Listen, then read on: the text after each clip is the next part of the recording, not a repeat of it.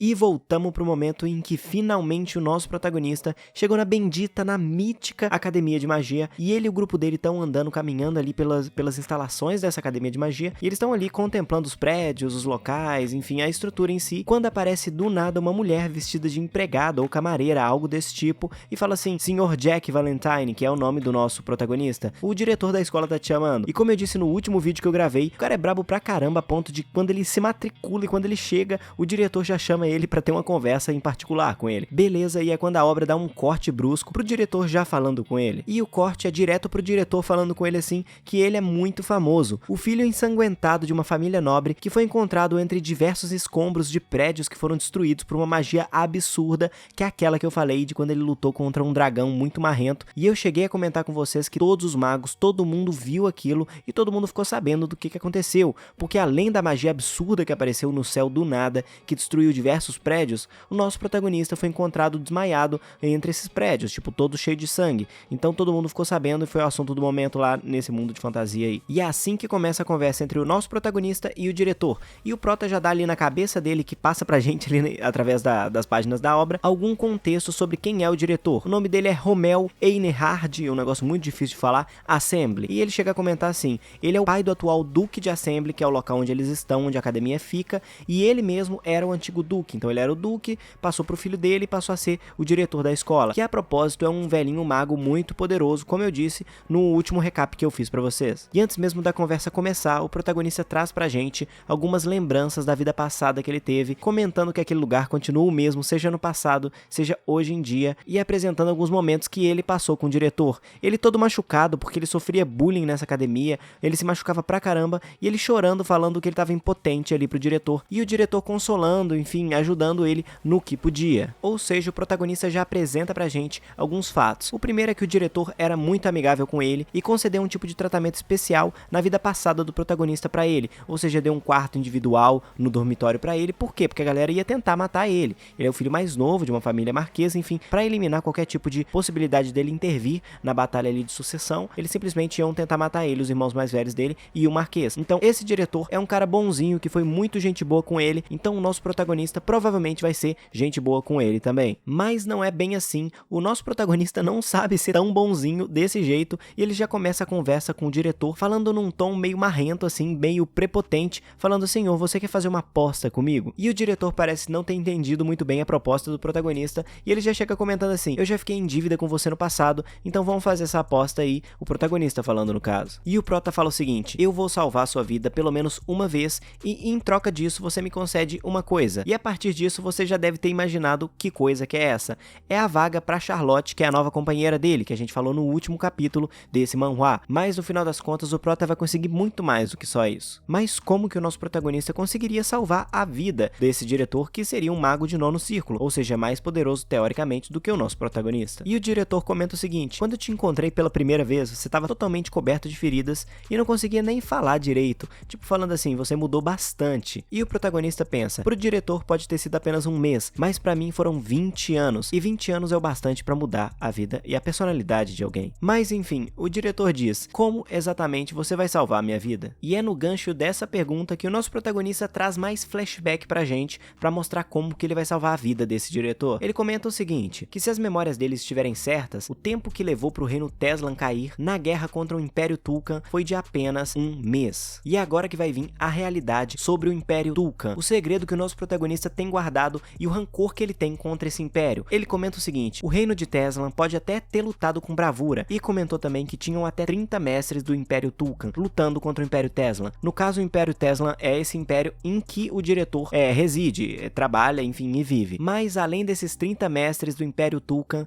tinha um número considerável de mestiços, pessoas que receberam sangue e ossos de dragão implantados neles. Ou seja, a partir de quando isso acontecia, o Império Tulkan pegava sangue e ossos de dragão e colocava num ser humano. Se ele sobrevivesse, ele passava a ficar um super-humano, um ser humano muito poderoso e, inclusive, galera, capaz de utilizar espírito de alma, ou seja, que é o tipo de magia muito poderosa que o nosso protagonista consegue, e que é muito, muito, muito raro de conseguir. Além disso, esses soldados vivem muito mais tempo, e o Império Tulkan tinha pelo menos 1000 desses soldados, 1000 soldados parecidos com o protagonista em nível de poder. Então o negócio era absurdo, e o reino Teslan simplesmente caiu em um mês, porque inclusive no reino Teslan só tinham 2 mestres e não tinham nem 100 usuários de mana de alto nível. Então era uma discrepância absurda que levou o reino a cair em apenas um mês. Mas um mês é muito tempo. O único motivo para esse reino ter durado um mês foi por conta do diretor, que é um maguinho muito poderoso, que conseguiu aguentar essa galera por um mês inteiro.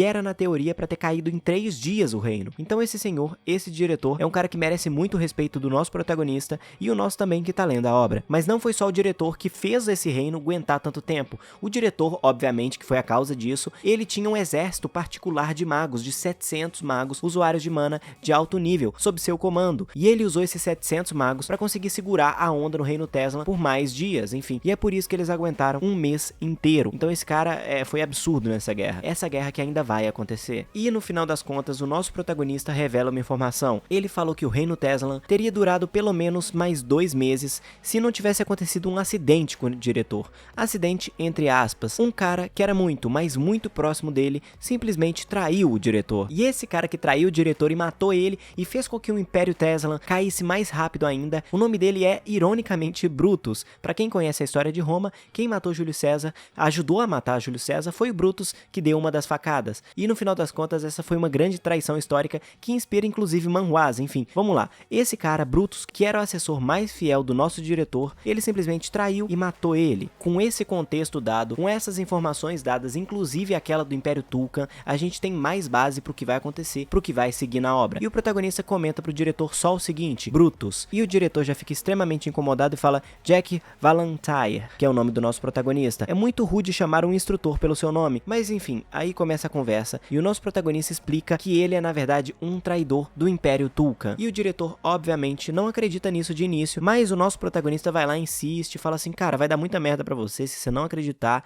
acredita em mim, chama ele aqui rapidinho que eu falo e faço ele confessar em poucos minutos. Depois de muita luta e muita argumentação, o diretor decide simplesmente chamar o cara pra lá, mesmo sem acreditar muito nisso, porque é um cara que ele criou como se fosse filho desde o começo. E, inclusive, o nosso protagonista usou o brasão da família, um símbolozinho, um emblemazinho que ele usa pra representar a família, pra conseguir convencer o diretor. Ele falou assim: eu tô falando em nome da Casa Marquesa, então não é brincadeira o que eu tô falando. E é aí que o diretor dá algum ouvido e chama o cara. E o tal do Brutus chega na sala e o protagonista já lança essa de cara: cara, bom trabalho até agora, mas você pode parar de enviar informações pro Império Tulkan. O cara já fica de cara muito assustado, barra cagaço, barra muito cagaço mesmo, e já responde o protagonista, mas logo depois ele se recompõe e começa a ser marrento. Rola um debate ali entre o protagonista e esse cara. No final das contas, o prota perde a paciência e mete o socão e depois dá uma surra, dá uma sova nesse cara, a ponto dele estar simplesmente caído no chão sem aguentar levantar. E é estando nessa condição que o protagonista faz o seguinte: ele chega perto do cara, encosta a mão no peito dele e começa a enxergar os círculos de mana dele e fala o seguinte: ó, vamos fazer uma brincadeira aqui, você vai confessar agora e eu vou te fazer algumas perguntas e cada pergunta que você mentir pra mim, eu vou quebrar um círculo de mana seu. E o cara simplesmente passa um cagaço cabuloso e o protagonista começa: você é um espião do Império Tulkan? O cara responde que não. E o prota vai lá e quebra um círculo de mana dele, ele tem 5. E o protagonista não quer nem saber e pergunta de novo: você é um espião do Império Tulkan? Mas o cara simplesmente insiste e não responde. E o protagonista falou o seguinte: você deve estar pensando que você deve conseguir o círculo de mana de volta com muito esforço e tal, mas eu coloquei mana antes no seu coração e você não vai conseguir reconstruir seus círculos, então pensa bem antes de responder. E o protagonista decide já vir falando assim: tem um jeito de você recuperar seus círculos de mana, vamos ver. Se você injetar sangue de dragão e ossos de dragão em você, talvez você recupere. E o cara já passa um cagaço e responde assim: como que você sabe disso? Ou seja, já confessando que ele é um espião de Tulkan e foda-se. E o protagonista fala: viu? Eu tava certo, você é de fato um espião do Império Tulkan. E o protagonista já responde: e inclusive vocês já devem ter começado os testes em humanos. E o cara já responde de novo: como que você sabe até disso? E o prota responde: eu sei sobre os dragões e sobre os experimentos. E fala também: por que alguém de sexto círculo fala tanto quanto você? E rola um debate, rola uma briguinha de um cara que tá muito desesperado e já perdeu um círculo e vai perder o resto também. E é aí que o nosso protagonista taca o foda-se e quebra simplesmente todos os círculos de mana do cara. Enfim, o protagonista conseguiu a confissão, esterilizou, deixou o cara totalmente sem mana e ganhou o que? A aposta com o diretor. Foi stonks 100%. E o protagonista já vira pro diretor e fala: então senhor, você vai ouvir o meu pedido, que no caso é ali a vaga pra Charlotte. E o cara, o fracassado que perdeu a mana ali, falou assim: o Império Tulkan nunca vai perdoar vocês por isso e tal e tal. E o protagonista simplesmente taca o foda-se e mata o cara ali. Ele simplesmente deu uma pisada na cara dele e matou o cara, foda-se, na frente do diretor que criou o cara a vida inteira.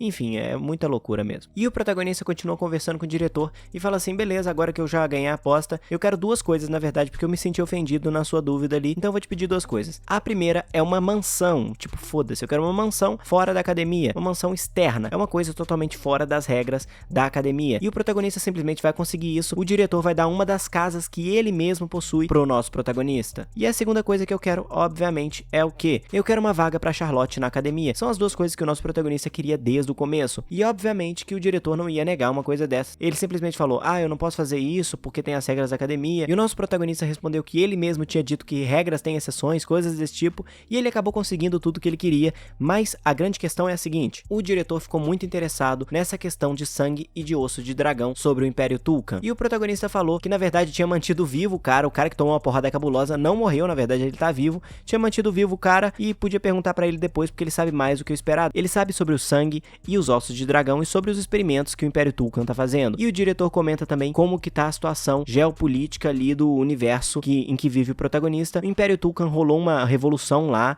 e acabou que os radicais venceram e esse reino estava sendo governado por um bando de radicais que inclusive conquistaram o restante do continente e estão ali unindo o continente inteiro sob seu comando. Ou seja, tá óbvio ali na condição, no contexto, que a guerra tá se aproximando contra o Império Tulkhan. Então o diretor já tá ciente dessas coisas. E apesar de não ter rolado tantos acontecimentos nesses capítulos que eu narrei pra vocês, foram muitas informações, muita coisa pra vocês digerirem ali sobre a história e o contexto geopolítico ali, o contexto geral desse manhwa, desse universo. Então é isso, eu espero que vocês tenham gostado desse vídeo. Deixa o like aí embaixo, se inscreve no canal e ativa o sininho de notificações pra você não perder a próxima parte. Vai ter um vídeo do canal na sua direita, um vídeo na sua esquerda. Confere, é isso e até a próxima.